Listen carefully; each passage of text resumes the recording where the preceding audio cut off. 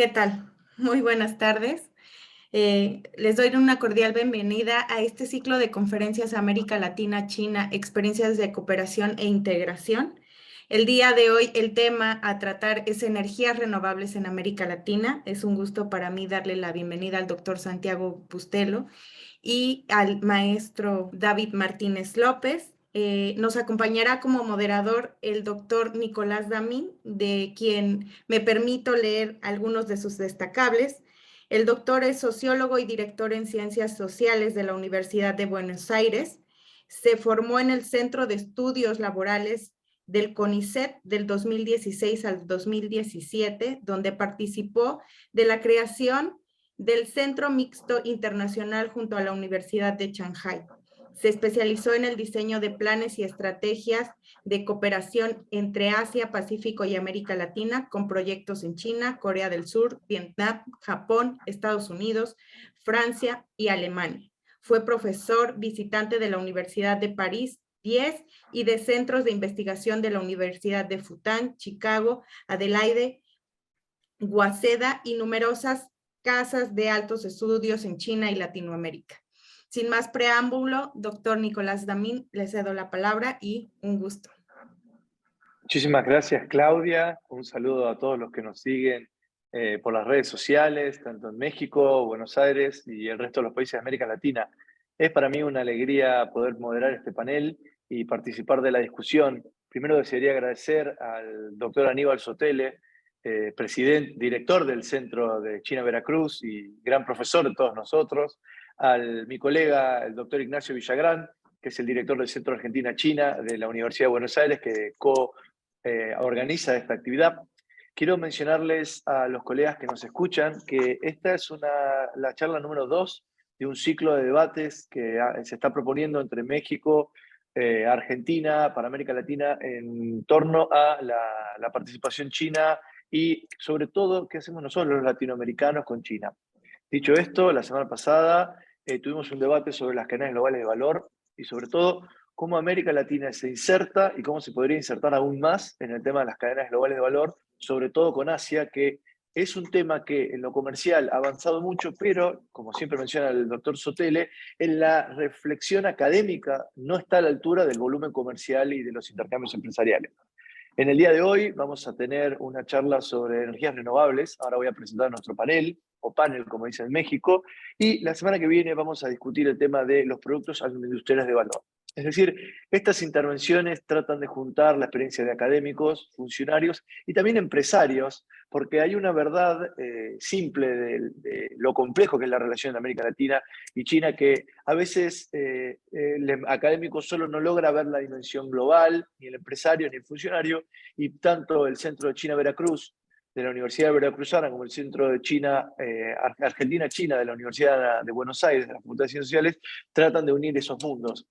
Dicho todo esto, agradezco a todos los presentes y me gustaría mencionar que en el panel del día de hoy, primero va a disertar, vamos a tener una dinámica de presentación, luego preguntas del público, luego una segunda presentación, luego más preguntas, y luego vamos a abrir un intercambio para trabajar tanto la clave comparada como una reflexión sobre lo que dijo el otro, y de esta forma poder generar conocimiento colectivo. Primero vamos a poder escuchar a David Martínez López.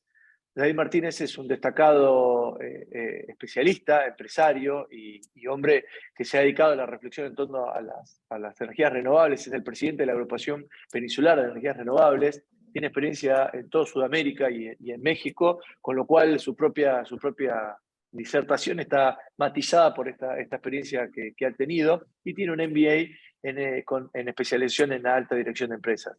También luego vamos a escuchar a Santiago Bustelo, quien es doctor en política internacional de la Universidad de Fudan. Pudimos compartir con Santiago una época viviendo juntos en la universidad. Es autor de numerosos trabajos sobre financiamiento de China en infraestructura, sobre cuestiones productivas. Ha sido alto asesor del gobierno argentino y también asesor de las principales empresas. Dicho todo esto, me gustaría ceder la palabra a David y agradecer nuevamente a todos los presentes. Por favor, anoten preguntas, háganlas llegar a los diferentes canales que tenemos, así generamos un diálogo. Muchísimas gracias, te escuchamos, David. Bueno, muchas gracias, Nicolás, muchas gracias por la invitación. Si les parece, arrancamos con la experiencia que he tenido en los últimos años haciendo negocios con China en el sector de las energías renovables particularmente. Me presento muy rápidamente. Yo soy el maestro David Martínez López. Soy el director de los proyectos en México para Envision Energy. Envision Energy es una empresa china, fabricante de aerogeneradores. En un momento indagaremos un poco más con respecto a Envision Energy. Y también soy el presidente de la Agrupación Peninsular de Energías Renovables. Esa es una asociación civil y, bueno, básicamente involucra a los desarrolladores de proyectos renovables que representa la inversión más grande en la península de Yucatán. Entonces, es un título de una asociación civil y, pues bueno, con muchas ganas también de apoyar al desarrollo de proyectos en México y en Sudamérica y pues en búsqueda de la famosa descarbonización o del estado de net zero. Yo creo que todos buscamos llegar en algún momento, ¿no? Pues sin más preámbulo, empezamos. Me gustaría empezar un poco con la influencia de China en la TAM. Como ya sabemos, China se ha convertido en uno de los principales socios comerciales no solamente de México, sino también de toda Latinoamérica. Particularmente en la parte de Sudamérica, diría yo. Como podemos ver en la gráfica de la derecha, el color más rojo significa que tienen más participación en el intercambio de bienes con China. Y esto pues claramente se debe a que, por ejemplo, México pues sigue siendo un socio estratégico con Estados Unidos principalmente, ¿no? Entonces la parte de Sudamérica es altamente atractiva para China. Ahorita entraremos un poco más en materia de detalle, pero como lo podemos ver aquí, hasta el 35% del intercambio de bienes se puede apreciar aquí en los colores más rojos, ¿no? Entonces, eso es altamente importante porque claramente ya poco a poco se va desplazando esa necesidad, por así decirlo, de los Estados Unidos, ¿no? En la siguiente lámina tenemos algunos datos importantes en donde se sugiere que el principal socio comercial de Sudamérica pues ya es China. Esta en la parte de Sudamérica, pero si hablamos de América Latina en su conjunto, pues sigue siendo China el número 2, porque aquí entran ya en la ecuación los países centroamericanos y México, por ejemplo, que tienen una alta dependencia, una alta participación en el intercambio de bienes y en el comercio con Estados Unidos. Lo que sí es que parecería que pues, en el corto, mediano plazo, parecería que esto ya podría estar cambiando, ¿no? Porque China claramente ha aprovechado muchas coyunturas, diferentes estados políticos, económicos y demás, para fortalecer su presencia no solamente en países de Sudamérica, sino también en países de Norteamérica, como en el caso de México particularmente, ¿no?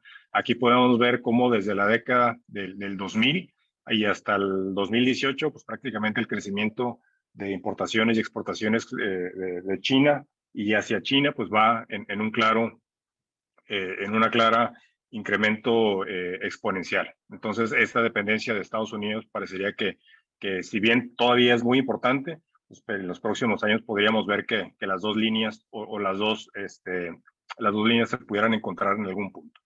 Yo creo que es importante resaltar, por ejemplo, que la parte de China o el intercambio comercial con China, pues en la década del 2000, pues apenas era o representaba apenas el 2% de las exportaciones de América Latina, cosa que ha ido cambiando fuertemente, ¿no? Un dato importante es que en el 2021 ese comercio ya ascendía a los 450,000 millones.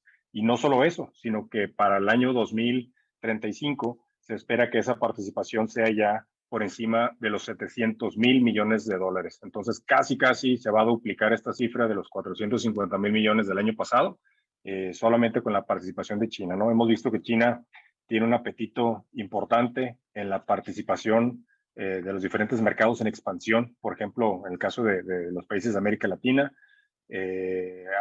Yo lo que he visto en mi experiencia particular es que, por ejemplo, mientras algunos otros países, particularmente como Estados Unidos o algunos otros de Europa, se preocupan y se ocupan de imponer impuestos y poner tarifas y poner inclusive catalogar algunos bienes provenientes de China con sanciones arancelarias, ¿no? Por efecto de algunos productos o algunas políticas de antidumping, pues claramente los países latinoamericanos no han hecho otra cosa más que abrirle las puertas a China y eso evidentemente ha fortalecido mucho su participación.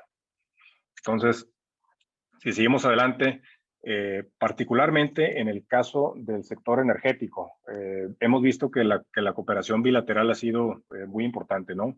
Particularmente en el segmento de los autos eléctricos o de las baterías de iones de litio, hemos visto que hay muchísimo interés por parte de China pues en América Latina en particular, habiendo invertido hasta 73,000 millones en este sector, particularmente de los materiales o de los minerales que se han catalogado como estratégicos. Vemos acá también que el triángulo de litio se compone por Argentina, Bolivia y Chile, siendo Chile pues, uno de los principales o uno de los países con los principales yacimientos o los más grandes yacimientos de litio del mundo, seguido por algunos países como Australia o China inclusive, ¿no? Pero afortunadamente aquí en América Latina estamos sentados en unas reservas importantes de litio, y pues que eso también, ya hablando particularmente de la oportunidad que representa toda la parte esta de desarrollo de vehículos eléctricos, buscando ese estado que comentaba hace un momento de neutralización del carbono, por ejemplo, o de net zero que le llaman en inglés, y que se espera que para el 2050, particularmente en el segmento de los autos eléctricos, el número al que deberíamos estar llegando es aproximadamente de 2 billones de autos eléctricos ya en circulación para poder neutralizar esos efectos de efecto invernadero a través de la atmósfera, de los océanos, de los bosques, etcétera, ¿no? Pero ese es el estado al que se busca llegar.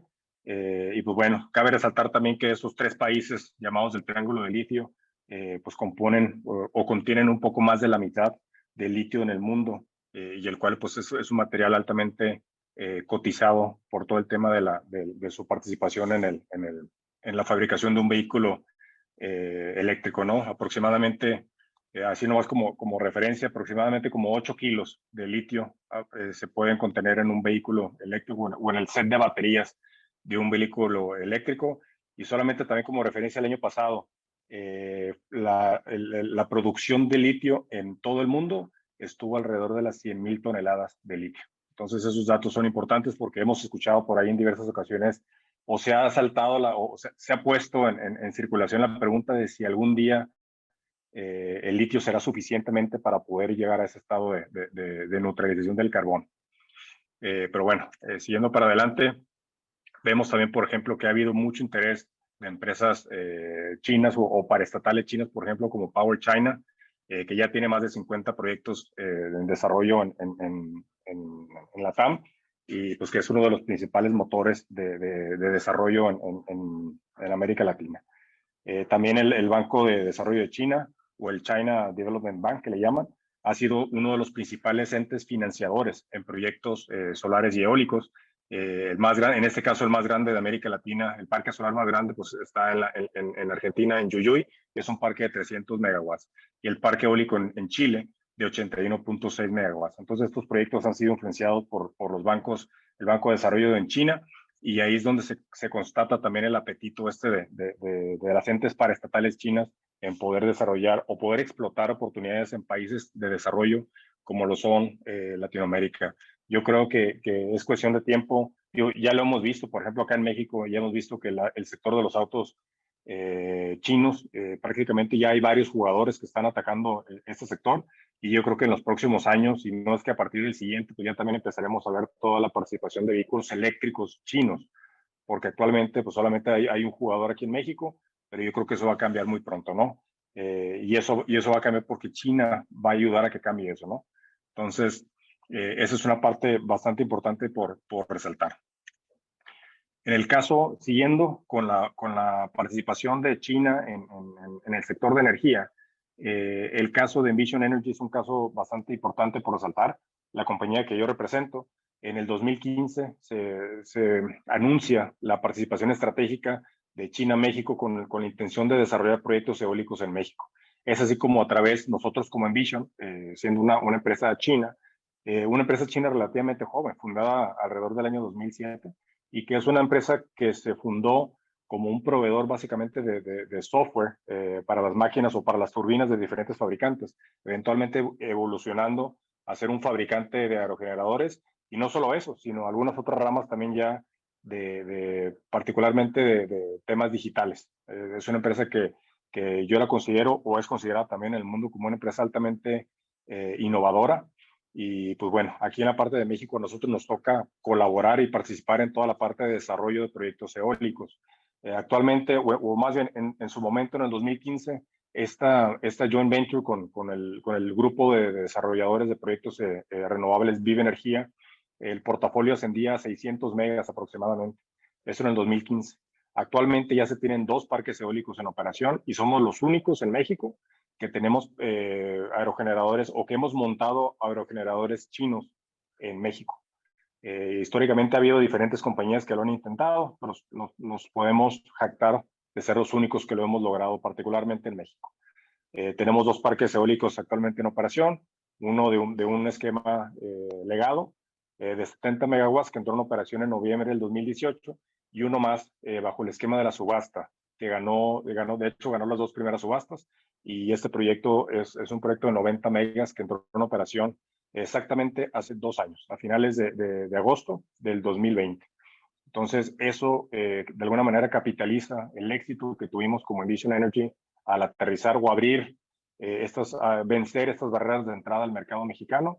Y no solo eso, sino que también tenemos ya casi 1 gigawatt de capacidad instalada de proyectos en desarrollo para los próximos 5 años aproximadamente. Entonces, esa es una de las historias de éxito de la cooperación.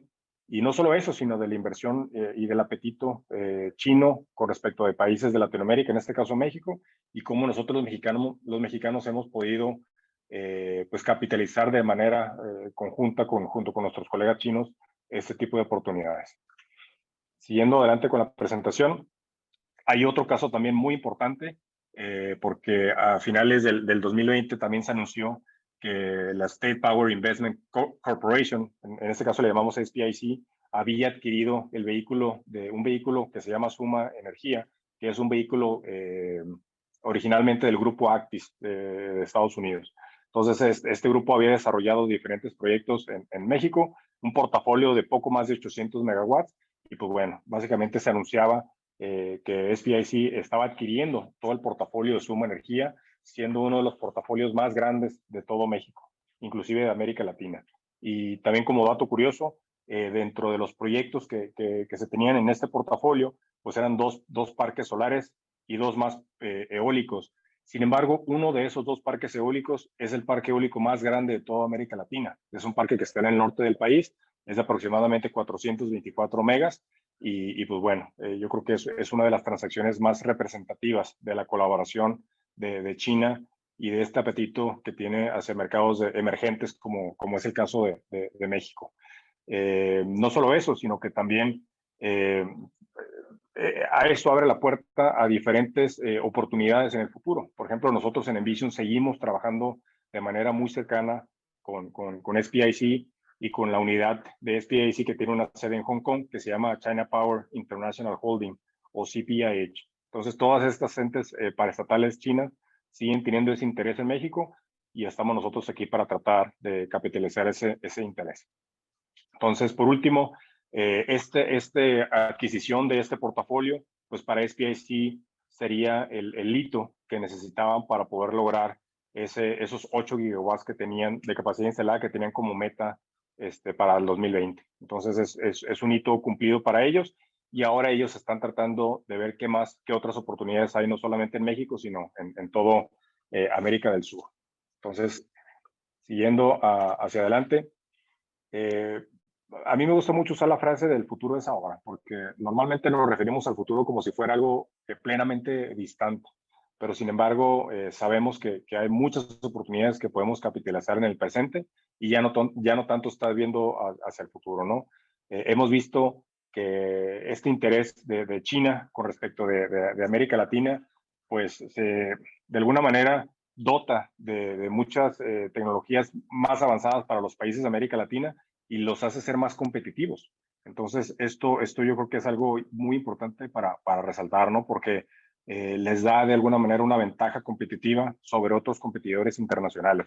Sabemos que, por ejemplo, China es el principal fabricante de paneles solares del mundo, y no solo eso, ¿no? No solo es el mayor fabricante, sino también es el mayor exportador e instalador de paneles solares, de turbinas eólicas, de baterías, así como automóviles eléctricos. Entonces, este nicho de mercado que ha visto China en relación a América Latina, pues yo creo que se puede ver lo atractivo que es, ¿no? Ya lo hemos visto en la numerología, en cuál ha sido la inversión que se ha llevado a cabo en los años recientes, cuál es ese apetito que vemos que apenas presenté yo algunos ejemplos de lo que en mi opinión podrían ser las transacciones más representativas o de mayor escala de China con respecto a América Latina, pero yo creo que por decirlo de esta manera, pues es evidente este interés y estas oportunidades que estamos viendo, ¿no? Y ahorita para terminar, algunas de las razones que yo he visto es esa apertura que los mercados latinoamericanos le han dado a los chinos, mientras en otros lados les cierran la puerta, por diferentes razones, empezando por el tema de tarifas o impuestos arancelarios a diferentes bienes y servicios provenientes de China, o de prácticas antidumping. Lo hemos visto en Estados Unidos. Por ejemplo, en Estados Unidos, en la década del 2010, por ahí, hubo una moción muy importante para erradicar que se estuvieran importando torres para turbinas eólicas en Estados Unidos. Hubo una coalición de fabricantes de torres de Estados Unidos que prácticamente le bloquearon la entrada a las torres provenientes de China, poniéndole aranceles por encima del 60%. Entonces, esos eran los mecanismos que utilizaban para poder, para no permitir la entrada a estos diferentes productos, por decir un ejemplo. Y pues es algo que en otros países de Latinoamérica no ha sido así, y por eso China pues evidentemente ha podido capitalizar diferentes oportunidades.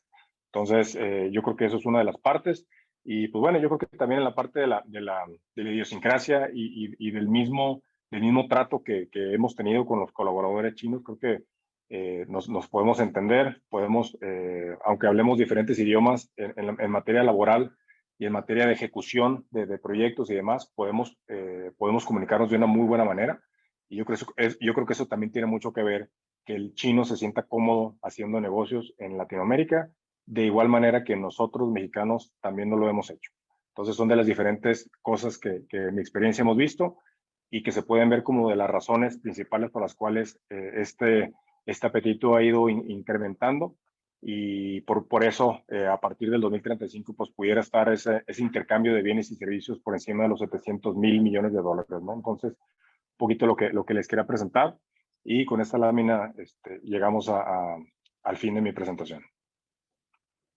Muchas gracias, David, por tus palabras. Tu presentación fue muy clara, marcaste el eje de la expansión comercial desde los últimos 20 años hasta ahora, y la proyección que vos hacés, y su correlato también en las inversiones, particularmente en el área de las energías renovables, desde tu experiencia en los aerogeneradores, pero también tocaste temas como el litio, que tienen que ver con, por ejemplo, para que ustedes tengan una idea, la empresa Canfón, que es una empresa china muy, muy grande, está presente en México y también está presente en Argentina, así como la empresa que David representa también tuvo proyectos en la Argentina y en Chile, entre otros países. Dicho esto, los comentarios de David pueden ser puestos en discusión con los otros contextos porque tienen mucho sentido. Si tenemos alguna pregunta, Claudia, o hacemos la exposición de Santiago y luego ampliamos las preguntas. ¿Alguien quiere hacer un comentario de los que están aquí hasta ahora? Me parece que podemos seguir, doctor. Y al Ok, final muy bien. contamos. Sí, estoy de acuerdo. Juntemos todas las preguntas y luego hacemos el debate. Dicho todo esto, agradecemos a David de sus palabras. Tengo varias preguntas anotadas personalmente, y ahora vamos a ceder la palabra al doctor Santiago Bustelo, de la Universidad de Fudan, también asociado a la Universidad de Buenos Aires, al Centro de Estudio Argentina-China, para que nos cuente su reflexión. Muchas gracias, Santiago.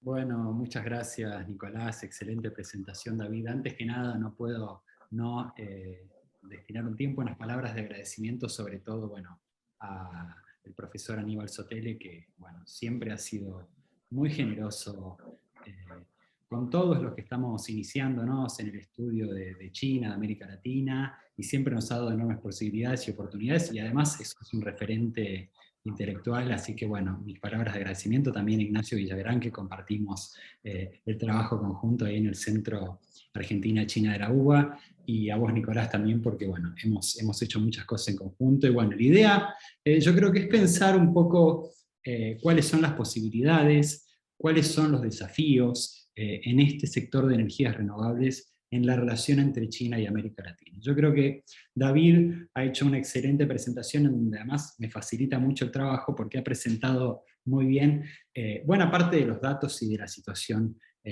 objetiva que hemos visto en las últimas décadas, década y media, ¿no? Dicho de forma muy sintética, el crecimiento de la importancia de China para los países de América Latina en términos económicos, comerciales, de inversiones, de financiamiento.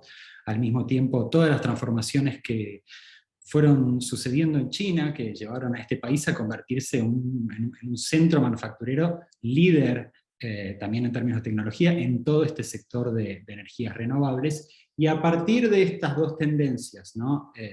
La creciente presencia de China a nivel económico, también diplomático y empresarial, en América Latina, y al mismo tiempo las transformaciones a nivel global y en China, cómo se conjugan estas dos tendencias. Y la verdad que la presentación de hoy lo que me interesa un poco es, habiendo ya David señalado un poco cuál es el panorama más o menos empírico que ha sucedido en el último tiempo, tratar de trazar algunas ideas, algunas estrategias que, bueno, podríamos tener para sacar el mayor provecho de esta nueva etapa histórica, ¿sí?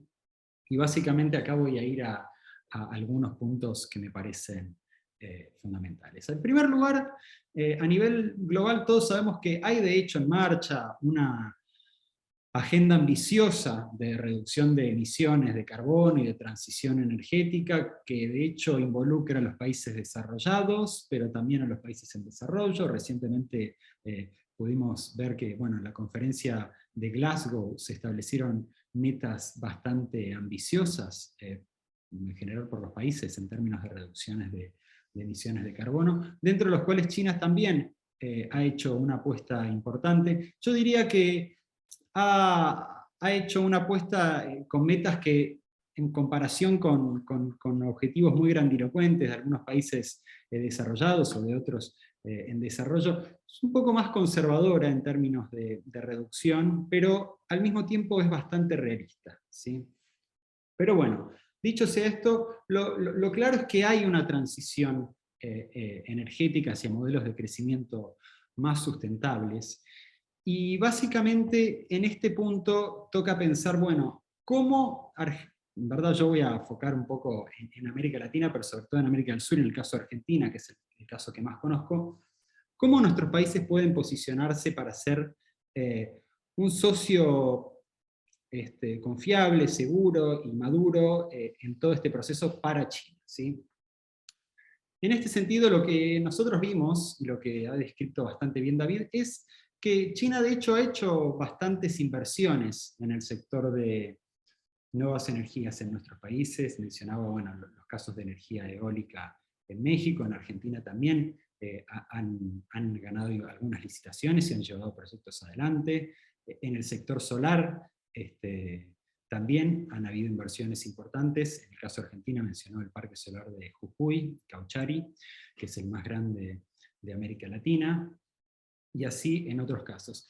Cabe destacar que estos proyectos en muchos casos no son inversiones, en algunos sí, pero vale la pena la aclaración metodológica de que estos proyectos en muchos casos son financiados por bancos chinos, como el Banco de Desarrollo de China, o el Banco de Exportación e Importación de China, ¿sí? Y luego llevados adelante bajo la modalidad de un contrato EPC por empresas chinas que traen los equipos desde allá, ¿no? Ahí yo voy a repetir un poco, pero bueno, sabemos que en términos de producción eólica, China básicamente representa el 40% de la capacidad instalada eólica a nivel mundial, o sea, es mayor hub de producción eólica del mundo, y básicamente, para poner un ejemplo, en 2020 el 60% de todos los nuevos proyectos de generación eólica que se instalaron fueron en China, ¿sí?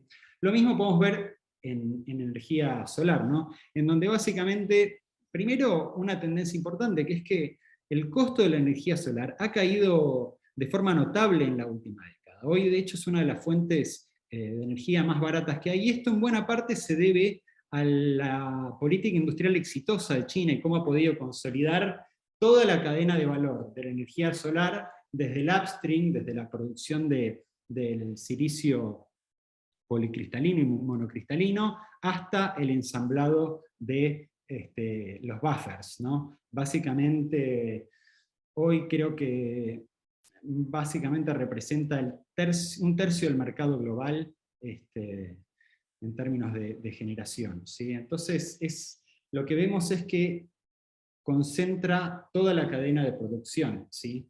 Y lo mismo puede decirse en el tercer sector que nos compete, o que también va a ser importante, que es el tema, bueno, que está muy de moda y que se ha hablado mucho, que es el tema del litio y de los vehículos eléctricos. Sabemos que la demanda global de litio va a crecer, según algunos cálculos de la consultora McKinsey, entre 25 y 30% anual hasta el año 2030, y a la vez, como decía David, sabemos que las empresas chinas son las que básicamente controlan buena parte de toda esta cadena. En el upstream, básicamente China refina el 60% del litio del mundo, el 20% del níquel, el 70% del cobalto, y lo que es más importante todavía, estos componentes, estos minerales después se ensamblan en celdas de batería, de las cuales el 76% de la producción global se hace en China, ¿no?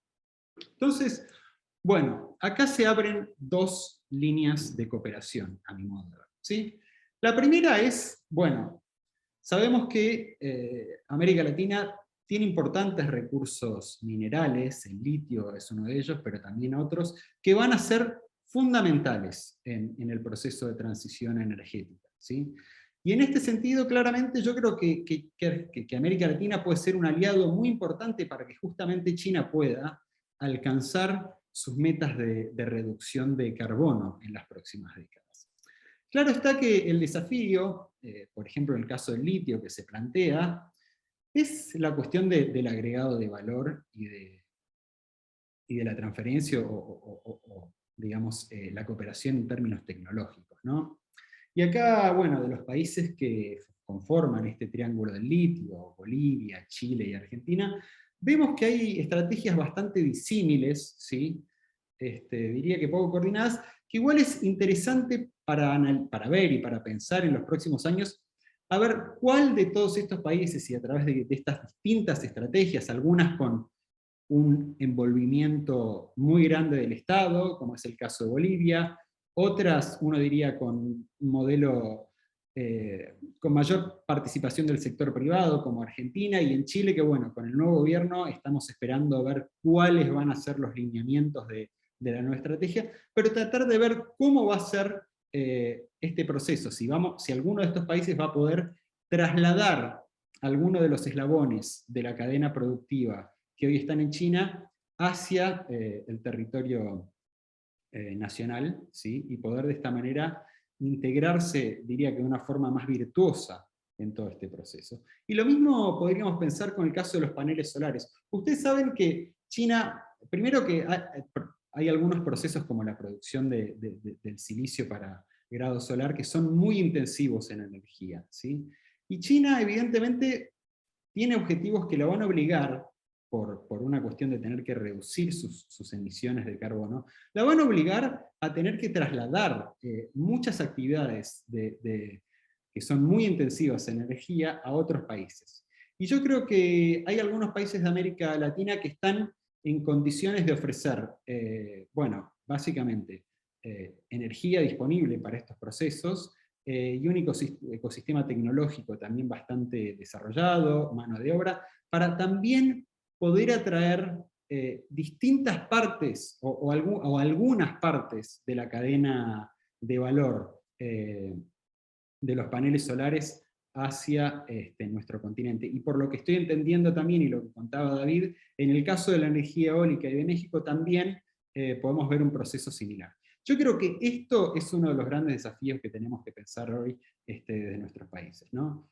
¿Cuáles son las estrategias para profundizar la integración económica a través de este, que va a ser uno de los grandes vectores de crecimiento del siglo XXI, que es todo este proceso de transición energética, atrayendo no toda la cadena, quizás no la parte más compleja, pero algunas partes de esa cadena, ¿sí? Y esos mismos derrames productivos que generen esas inversiones, yo creo que van a ser extremadamente positivos, ¿sí? Esto es una de las partes. La otra parte que me gustaría abordar es algunas complejidades relacionadas a los proyectos de China en el sector solar, eólico, que como yo mencionaba, muchos se dan a través de financiamiento de China, ¿no? Y yo creo que en muchos casos es un proceso muy virtuoso, en donde básicamente China ofrece posibilidades de acceso a crédito a tasas muy interesantes para países que tienen una fuerte demanda en infraestructura, generación energética y otros sectores, porque en verdad el financiamiento de China es mucho más diverso que el sector de energía. Sin duda es una gran oportunidad. Ahora bien, yo creo que esta oportunidad también exige por parte de los gobiernos locales de América Latina una estrategia para que no sea simplemente un financiamiento que se basa en que traigan las turbinas eólicas o los paneles solares de China, sino negociar, y acá en verdad es muy difícil porque uno dice, bueno, es necesario negociar transferencia de tecnología o que produzcan algunas cosas acá, y bueno, ¿cómo se hace eso? Y eso es lo que propongo que pensemos nosotros.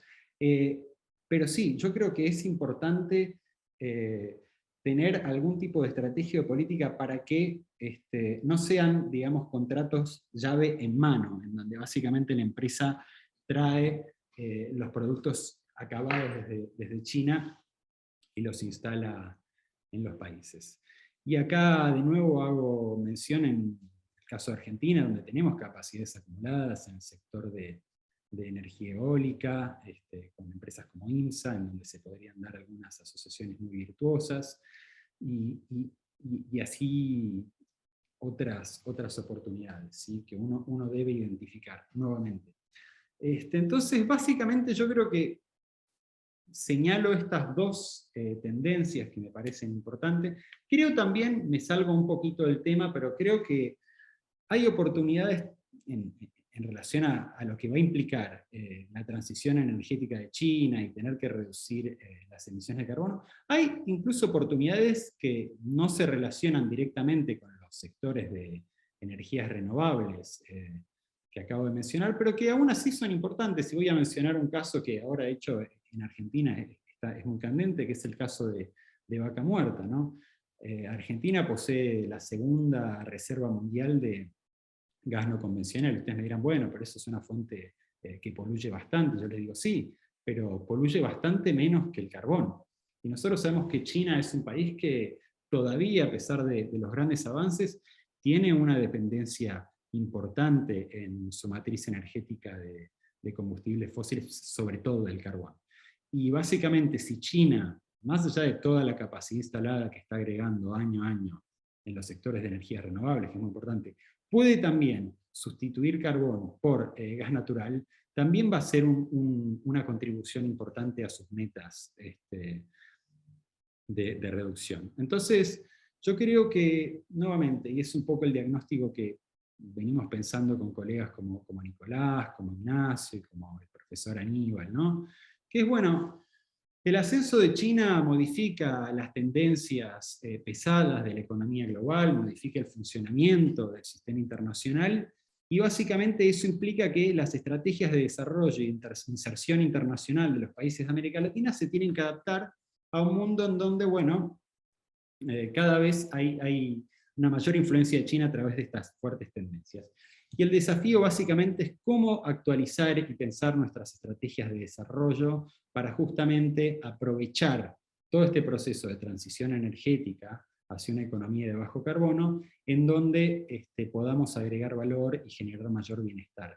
Y en verdad, me olvidé también de otro sector importante, que, referido también a lo de Vaca Muerta y a algo que no es directamente energía renovable, pero que creo que es importante, que es la minería en otras áreas que no es el litio, porque sabemos, por ejemplo, el cobre es un material que se utiliza de forma abundante en todos los circuitos eléctricos de los nuevos vehículos, y se va a demandar también mucho.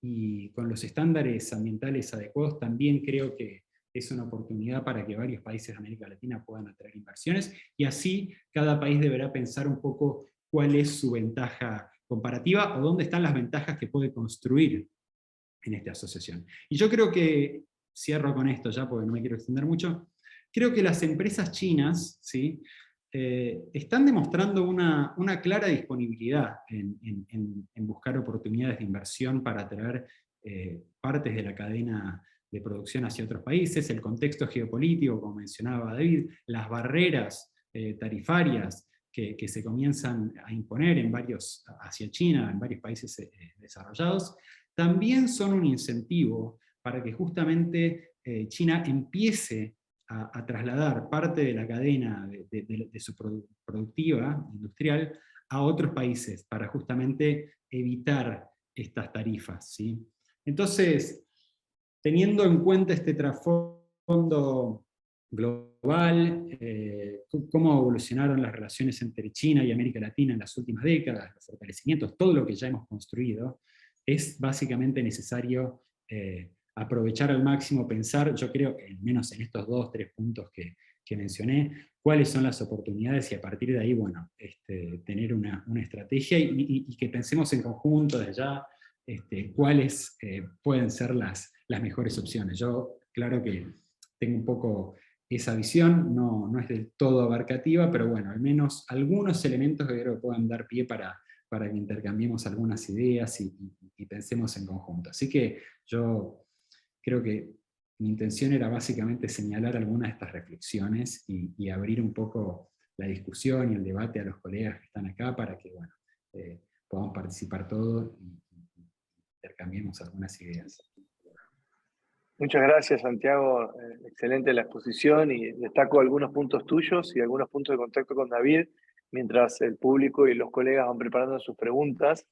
Hay algo que mencionó, hemos mencionado, que tiene que ver con la expansión económica y comercial del vínculo, y también con las capacidades instaladas en China y cómo esto impacta en América Latina. David mencionaba, por ejemplo, la empresa que necesitaba llegar a una meta de la cantidad de generación, y para eso adquiere el proyecto en México, y en Argentina se ve lo mismo, ¿no? Es decir, esas empresas, por ejemplo, que han construido grandes represas como Queuchobá en China, también se expanden a la Argentina, por ejemplo, las represas del río Santa Cruz en el sur del país, o también el Power China, que también fue mencionada por David, una de las grandes constructoras del mundo ligadas a esto, que participó en la construcción del parque solar en la provincia de Jujuy, que actualmente es el más grande de América Latina. Dicho esto, hay algunas cosas que mencionó Santiago que me gustaría poner a discusión, por ejemplo, el tema de la coordinación.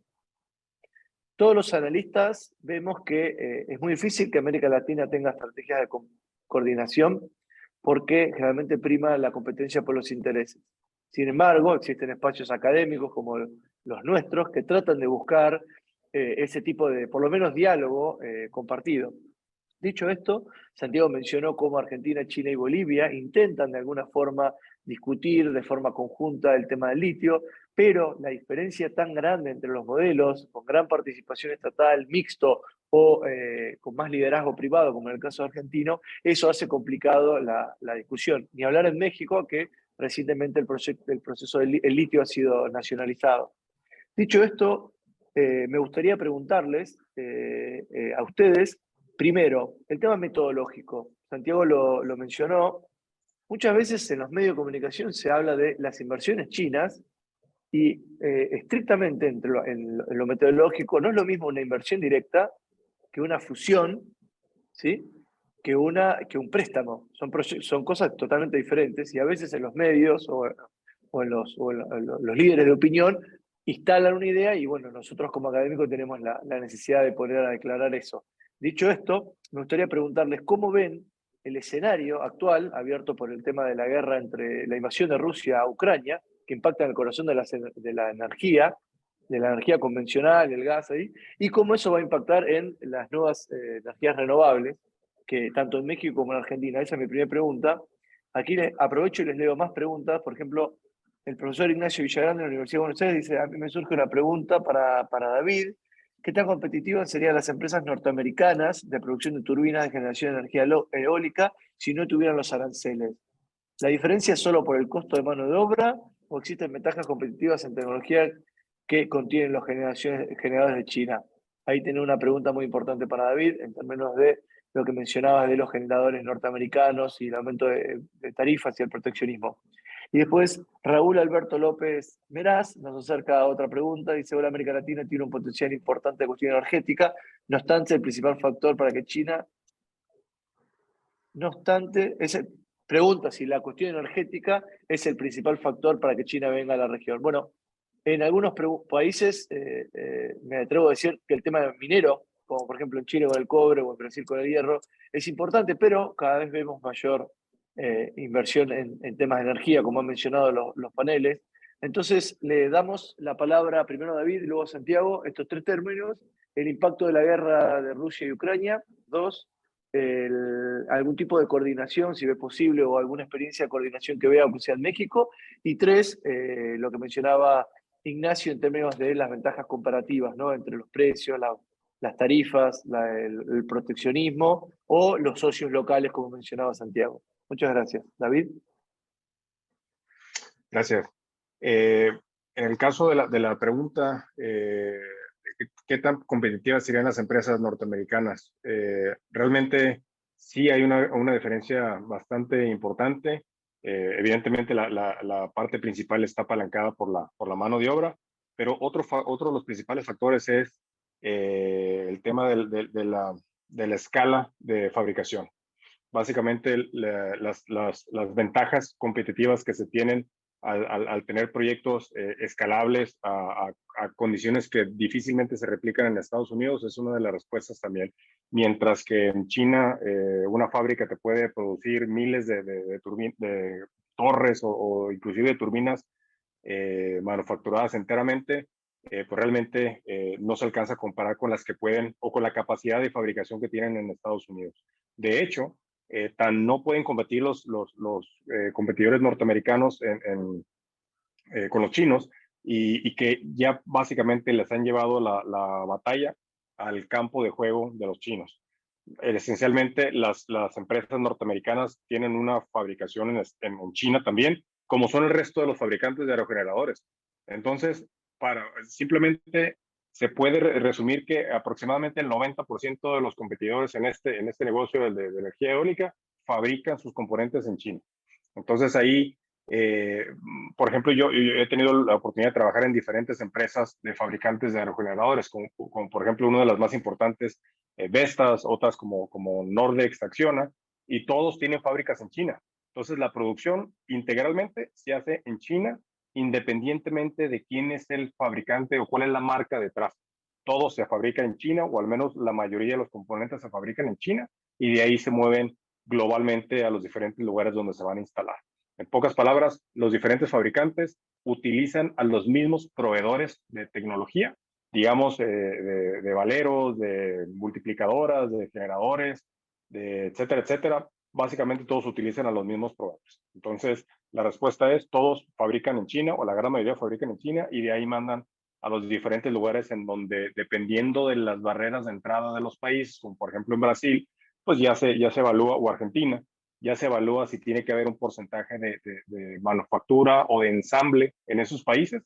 Ya eso puede depender de qué tan completos o no llegan esos componentes a sus destinos. Entonces, esa es una respuesta a la primera pregunta.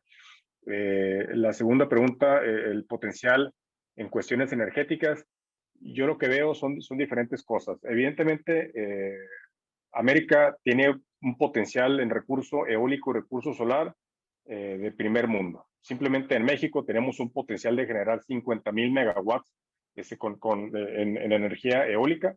En México tenemos áreas que son de clase mundial de viento, como por ejemplo puede ser el Istmo de Tehuantepec, puede ser, por ejemplo, también la zona de Tamaulipas, en donde los proyectos que se generan ahí o que se instalan ahí tienen más de 5,000 horas de generación al año, suponiendo que el año tiene por encima de las 8,700 horas, ¿no? Entonces, evidentemente la parte del recurso sí es una de las partes medulares, pero también existe otra vertiente muy importante, y que eso tiene que ver de alguna manera, con el ofrecimiento de los chinos para invertir principalmente en infraestructura en estos países en desarrollo. Por ejemplo, en México tenemos una situación con líneas de transmisión, con líneas de distribución, y no hay dinero, por ejemplo, de las diferentes instancias de gobierno como CFE y demás, no hay dinero para hacer estas modernizaciones y poder aprovechar el recurso que se tiene de materia solar y de materia eólica. Mismo caso en países de Sudamérica, ¿no? Yo creo que, o yo lo resumo en que prácticamente se junta el hambre con las ganas de comer. O sea, nosotros tenemos en América, tenemos necesidades particularmente en infraestructura. Tenemos afortunadamente tenemos un recurso eólico y un recurso solar de clase mundial, y mismo caso para los minerales estratégicos como el cobalto, como el litio, como el uranio, entre otros. Entonces aquí es donde China pone el ojo acá y ve esas necesidades que tenemos, y pues básicamente nos prometen de alguna manera un mejor bienestar para los habitantes de América Latina, ¿no? Al modernizar diferentes plantas eléctricas, líneas de transmisión, infraestructura como carreteras y demás. Entonces yo creo que ahí es donde se aprovecha muy bien esa coyuntura, y por eso es que China, pues evidentemente busca seguir estando aquí en el largo plazo, ¿no? Muy bien, muchas gracias, Bueno, David. una breve palabra, ¿no?, sobre lo que mencionaste de la guerra en Ucrania, ¿no? Yo creo que la guerra en Ucrania puso de manifiesto la crisis energética que hay hoy a nivel global, que es resultado de la guerra, pero en verdad es también resultado de décadas de falta de inversión en el sector y de políticas equivocadas en muchos casos, a mi modo de ver, en el caso de la Unión Europea, con una especie de política energética muy malthusiana, muy optimista en relación a la capacidad de renovables, contraria a la energía nuclear, que me parece que eso es un error garrafal. Y entonces básicamente lo que vemos es que hay una demanda muy fuerte y que va a ser uno de los temas fundamentales. Incluso China, si ustedes recuerdan, tuvo algunos problemas de apagones o tener que gerenciar la oferta energética, y lo que termina pasando es que todos estos países, tanto Europa como China, vuelven al carbón, ¿no? Como consecuencia de esto. Yo creo que la guerra de Ucrania acelera un poco estas tendencias y hace que, bueno, primero el desafío de la transición cobre otro peso, otro cariz, pero también la urgencia al momento de garantizar fuentes de energía para los próximos años. Yo creo que eso es una de las principales implicancias y va a tener efectos muy importantes en el crecimiento de los distintos países a nivel global. Sin mencionar el hecho de que, bueno, el calentamiento global también coloca mucho más estrés en los sistemas energéticos nacionales, olas de calor que hoy incluso en China veía las noticias, también están con problemas de abastecimiento, y bueno, en Europa es tremendo. Entonces, bueno, yo creo que la guerra coloca un poco sobre el tapete la urgencia de toda esta discusión y todas estas tendencias, ¿no?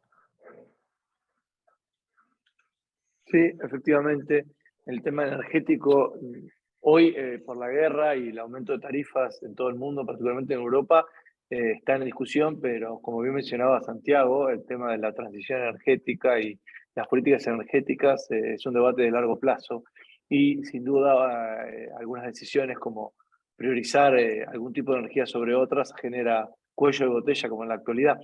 Dicho esto, ¿hay alguna otra pregunta? Vi que estuvieron contestando en el chat. Agradecemos a David. ¿Hay alguna otra pregunta, alguna intervención? Y si no, le daría la palabra al maestro Aníbal Sotele para que pueda conectar lo expuesto por Santiago y David hoy, por Germán la semana que viene, y también tener un puente a la pregunta de la semana que viene, perdón, de Germán la semana pasada, y la pregunta de la semana que viene, que tiene que ver con el valor agregado en los productos industriales. Así que muchas gracias a todos. Aníbal, te escuchamos. Bueno, muchas gracias, David y Santiago. Realmente, como dice el doctor Villagrán en su chat, la presentación de ustedes es muy coherente con la línea de elementos que presentó el doctor Germán Pinazo en el evento anterior, en donde cuando él desarrolla las características de la cadena global de valor automotriz, muestra que China es un proveedor de proveedores. Creo que lo que aquí surge de los comentarios de David especialmente, pero también de Santiago, que estamos frente a un país que en este momento tiene un liderazgo muy importante en el área en que hoy ustedes estuvieron trabajando, pero también en otros aspectos de lo que es la industria a escala global.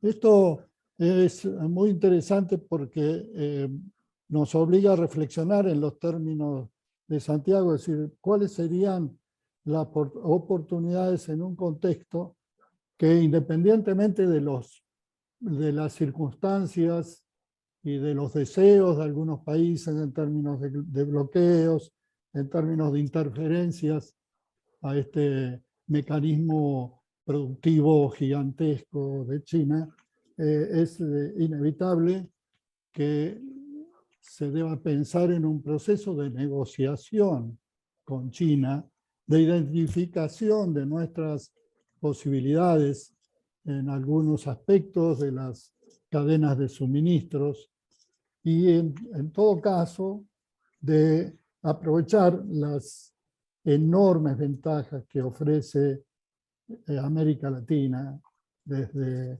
México hasta Chile, Argentina, en materia de recursos no solo materiales, sino también en materia de recursos humanos altamente calificados. Tengo la oportunidad de ver en México desarrollos muy interesantes en donde ha tenido que ver mucho también la relación virtuosa entre el sector académico y el sector empresarial.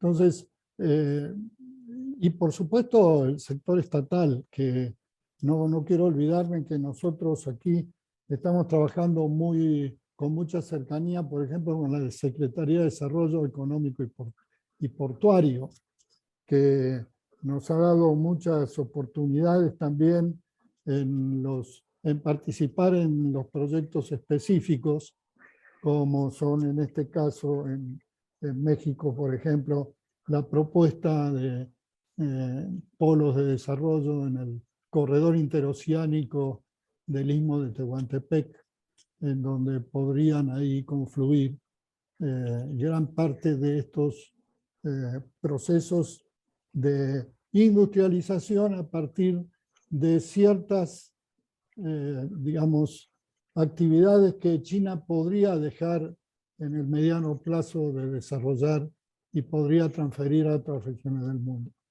Pues de mi parte es solamente eso, decir que estamos en un ciclo en donde se van alineando las ideas, se van estableciendo diálogos que van a ser muy útiles para nosotros en términos de lo que es la cooperación entre los distintos países en términos de sectores empresariales, académicos y públicos, y que en esa idea de trabajos, en la próxima semana también estaremos seguramente viendo un evento en donde concluiremos que hay una línea que nos está guiando, que tiene que ver con que a pesar de todas las sombras, como se citó, por ejemplo, la guerra Rusia-Ucrania, etcétera, a pesar de todas las sombras, hace inexorable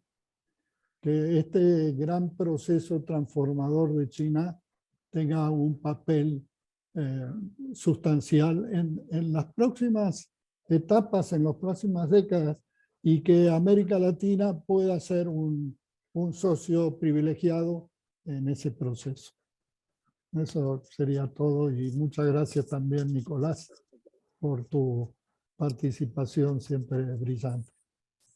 Muchas gracias, Aníbal. Entonces, antes de dar un cierre, queremos mencionar que la semana que viene, el martes 23, en el mismo horario, continuaremos con la próxima charla con expositores tanto en México como en Argentina, atendiendo este puente. Siempre cuando tratamos de reflexionar sobre China o del vínculo con China, estamos tratando de buscar reflexionar sobre nosotros mismos, sobre México, sobre Argentina, sobre América Latina. Ese es el objetivo principal.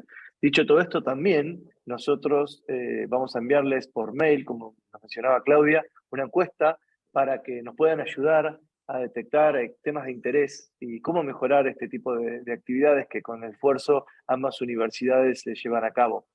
Dicho esto, destaco como cierre la idea de pensar la cooperación con China no solo desde el caso nacional, sino desde una perspectiva más amplia, de una perspectiva regional, y de esa forma tocar los puntos conflictivos o de reflexión que mencionaron, por ejemplo, la sustentabilidad ambiental de los proyectos, la viabilidad financiera de los proyectos, la viabilidad geopolítica de los proyectos, la participación de socios locales, no solo en las cadenas globales de valor, sino también directamente en la generación del mismo valor. Dicho esto, Santiago mencionaba cómo hay empresas tanto en América Latina que pueden también ser parte de estos, y es importante poder tomarlos en consideración, porque de esta forma uno puede ver que al mayor integración local, mayor viabilidad, menor riesgo geopolítico y también mayores posibilidades de desarrollo.